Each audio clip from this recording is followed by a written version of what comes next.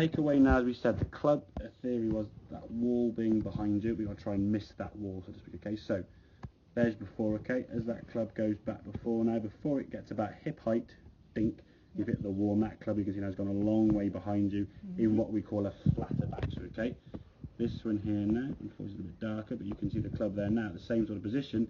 That club now is missing the wall. Now it would start hinging up a little bit more in time. Okay, but the club at this position here now, your left arm is a lot higher, okay, across your shoulders than you were there. So your arm is a lot lower down there.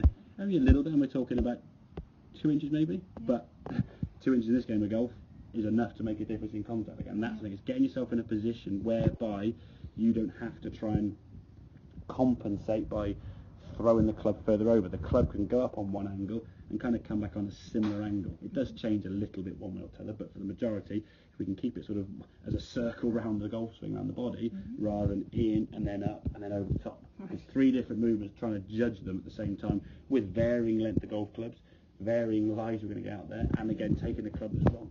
So if your swing is relying on a compensation and the club you use is the wrong club, you'll be tapping it. So from the top of the batsman now, once that club comes down now, it doesn't need to be thrown out quite so much. The club can now reach the ground nice and easy. We can see good strike of that golf, or the club is coming down, brushing the ground without you trying to sort of throw the club over the top. The first couple of practice swings, as we did say, you would hit the ground a bit heavy because that compensation was kind of still there.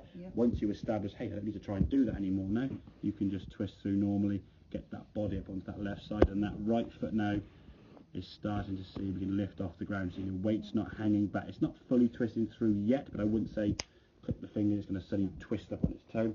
Once you start realising I'm going to try and stay back on this right side, that foot will start lifting as the hip starts twisting through. But first and foremost, as I say, get that sensation as the club is going back, that first sort of bit of the takeaway, the club is staying nicely, we've got in front of you there, missing the wall, and then hinging the club up a little bit more, rather than taking it too far inside here and just too far behind you, way behind you. You've got no chance of bringing that club back to the ball unless you do that with a golf club.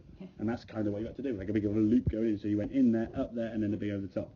And it kind of worked on a nice flat lie, but on a golf course, all these compensations are not going to work so easily. Make sense? Yeah, it does. Good stuff.